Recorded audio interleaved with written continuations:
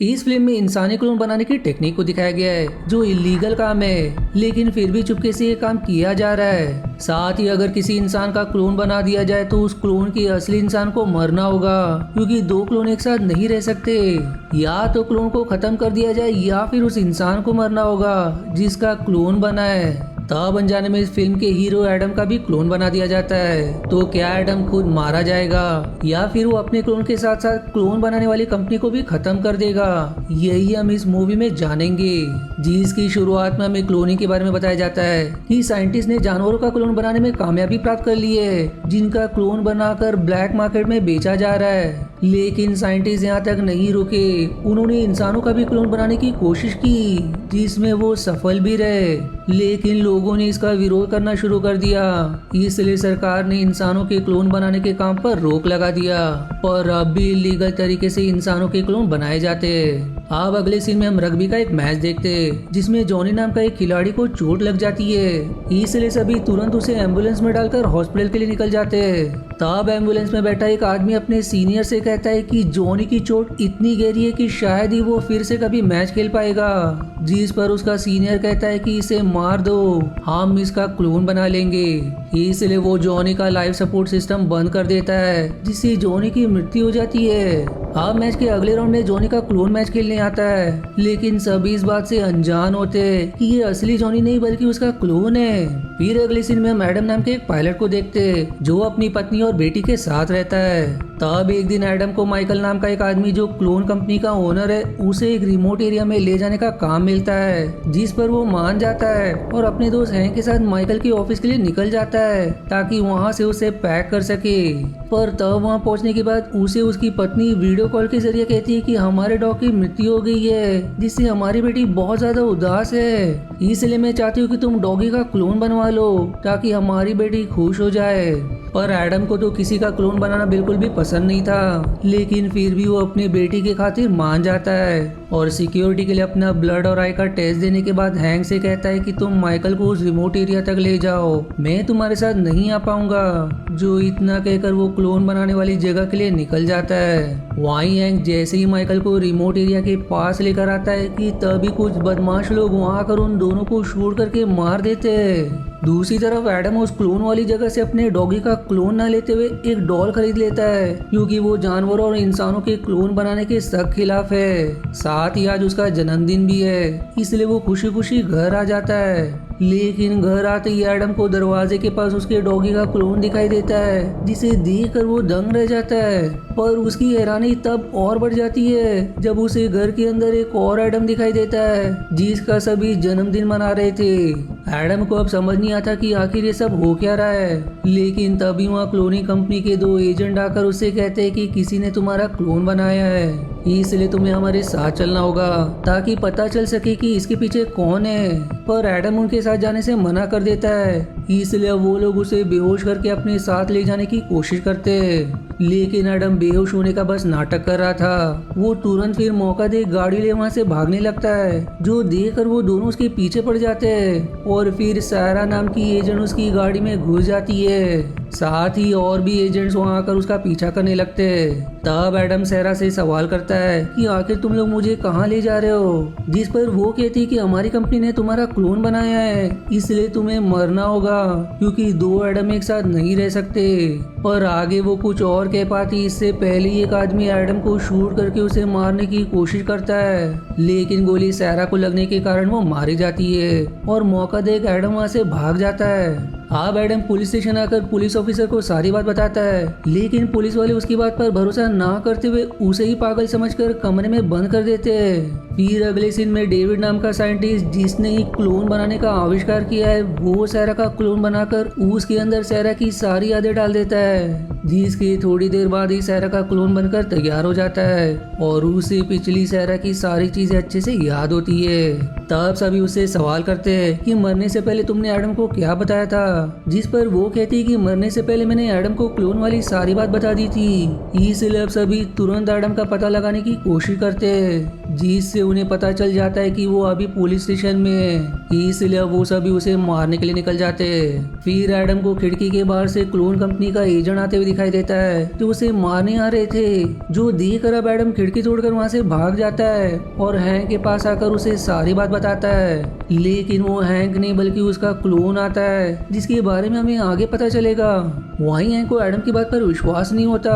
तब एडम उसे विश्वास दिलाने के लिए अपने घर ले जाकर अपने क्लोन को दिखाता है, जो देखकर वो भी दंग रह जाता है और उसे एडम की बात पर अब विश्वास हो जाता है। फिर इसके बाद वो दोनों मिलकर क्लोन एडम को मारने का प्लान बनाने लगते हैं। और अब जैसे ही क्लोन एडम गार्डन में आता है, असली एडम उसे पीछे से शूट करके मारने की कोशिश करता है, लेकिन वो उसका ही हमशक्ल था, इसलिए उसकी हिम्मत नहीं होती। तभी वहाँ उसकी बेटी आ जाती है, इसलिए वो गन छिपाकर अपनी बेटी को उसके कमरे में छोड़ देता है। अब अगले सीन में हैंक और एडम जब घर पर होते हैं कि तभी वहाँ एलेक्स नाम का आदमी आकर हैंक को शूट करके मार देता है, जिसने माइकल को भी शूट करके मारा था। तब एडम उसे बहुत मारता है और उसे हैंक को शूट करने का कारण पूछता है, जिस पर वो कहता है कि हैंक एक क्लोन था, इसलिए मैंने उसे मार दिया।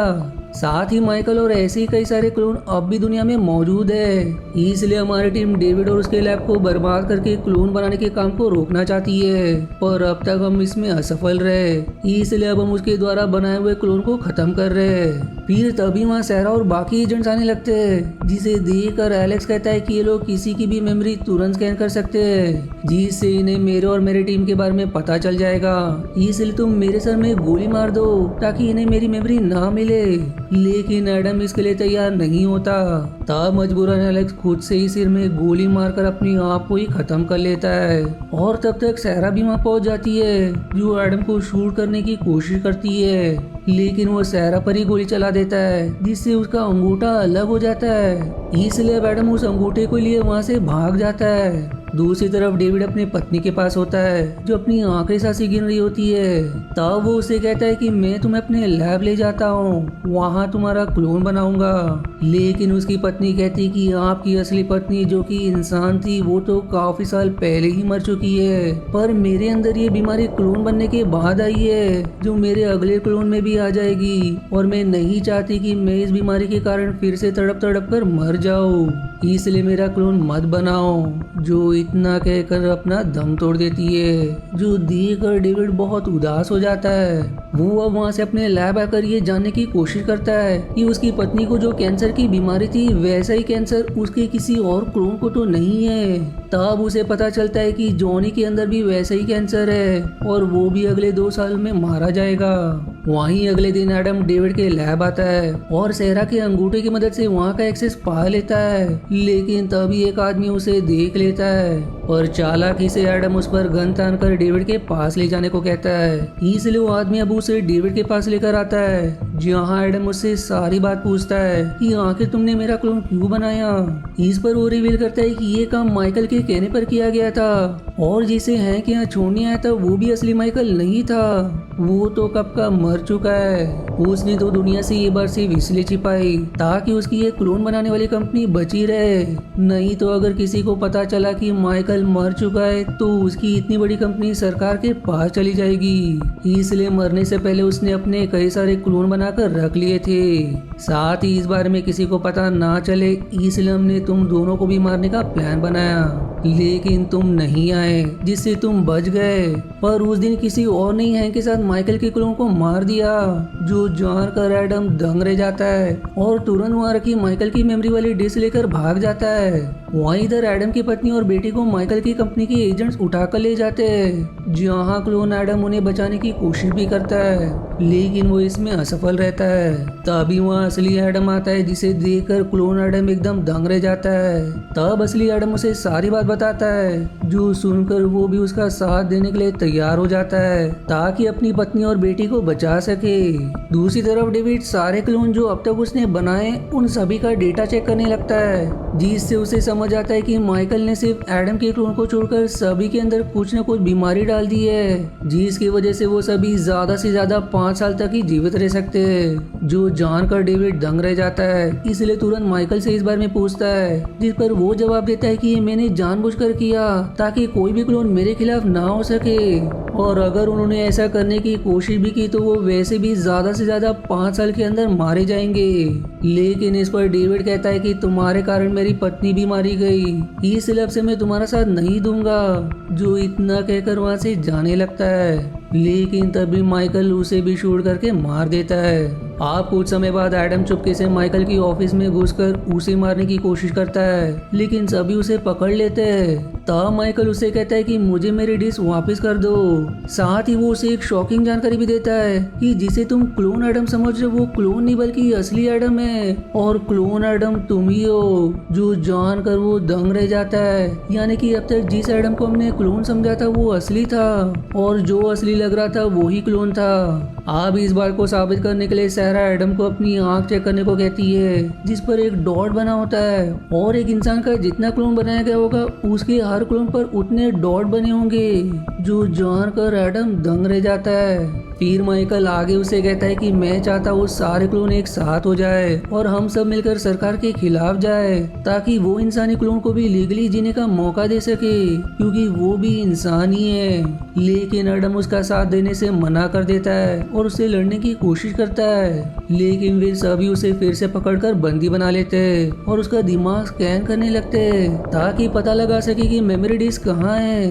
तब स्कैन के दौरान उन्हें पता चलता है कि असली एडम भी इसी लैब में मौजूद है, जो अपनी पत्नी और बेटी को ढूंढ रहा है। इसलिए माइकल अपने साथियों को उसे ढूंढने भेज देता है। इधर असली एडम अपनी पत्नी और बेटे को ढूंढने में सफल हो जाता है और उन्हें वहां से ले जाने लगता है। जहां जाते हुए सारे लाइट्स भी बंद कर देता है ताकि कोई भी उन्हें ढूंढ ना सके, और वहीं अंधेरे का फायदा उठाकर क्लोन एडम माइकल पर हमला करने की कोशिश करता है, जो देखकर उसके साथ ही एडम पर गोली चला देते हैं। लेकिन गोली माइकल को लग जाती है, जिससे वो बुरी तरह से घायल हो जाता है, और अब मौका देख एडम वहां से भाग जाता है। दूसरी तरफ असली एडम अपनी पत्नी और बेटी को हेलीकॉप्टर की मदद से एक सुरक्षित जगह पहुंचाकर क्लोन एडम की मदद करने के लिए निकल जाता है। तो वहीं माइकल मरने से पहले अपना क्लोन बनाना शुरू करता है। इधर क्लोन एडम जहां क्लोन्स की बॉडी रखी होती है वहां आकर छिप जाता है, लेकिन सहरा उसे देखकर गोलियां चलाने लगती है, जिस हाथापाई में सारी मशीन टूट जाती है और क्लोन बाहर निकलने लगते हैं। वहीं माइकल अपना दम तोड़ देता है,